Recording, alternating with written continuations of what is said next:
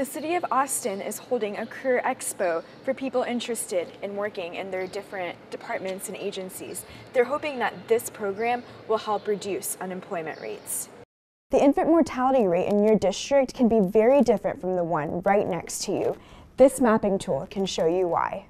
Postnatal depletion is not medically recognized, but doctors say that there are early steps mothers can take to make sure they're healthy. U.S. Secretary of State stopped at his alma mater before his Latin America tour, but protesters don't think that this is in the U.S.'s best interest. Right now, Bee Creek is clear, but neighbors say this was not the case a few days ago.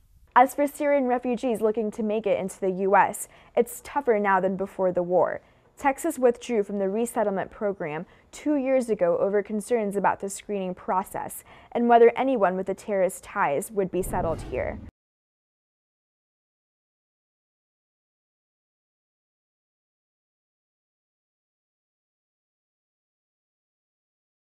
Data helps us find and tell stories. You know, I think it's shocking when you look at the city of Austin, the variation in those rates. A new mapping tool by the University of Texas System shows that infant deaths vary greatly by city.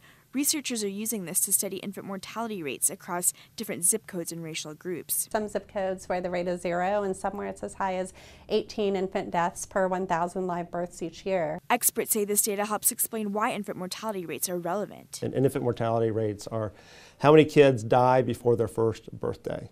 I also think that data is really important. The infant mortality rate in your district can be very different from the one right next to you. This mapping tool can show you why.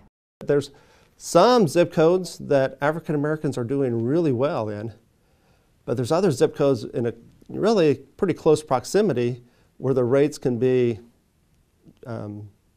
6, 7, 8 times higher. Doctors can use this study to take a closer look at factors contributing to infant deaths. And so I think being cognizant and aware of kind of where our patients are from, where their families are from, and what their challenges might be, you know, to provide the education that they need to really promote the best outcome for their baby. Dr. Pont says UT's tool can help healthcare professionals design patient-specific care. For KXAN News, this is Jahnavi Muppaneni.